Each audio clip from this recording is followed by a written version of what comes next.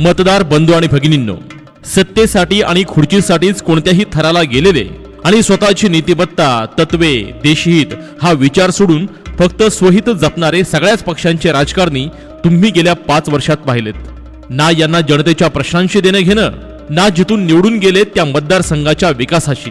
यांना देणे घेणे फक्त मला कोणतं पद मिळतं, कोणतं मंत्रिपद मिळतं, किती खोके मिळतात आणि माझं भलं कसं होतं याचं.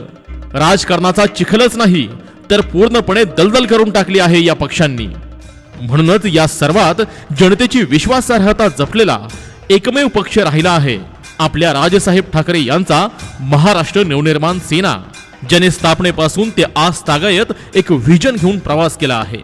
म्हणूनच त्याच प्रवासातील एक वाटेकरी आपल्या राधानगरी विधानसभा मतदारसंघाचा विकास करण्यासाठी आणि आपल्या भागाला सुजलाम सुफलाम करण्यासाठी विधानसभेच्या निवडणुकीमध्ये उभा आहे युवराज रामचंद्र येडुरे.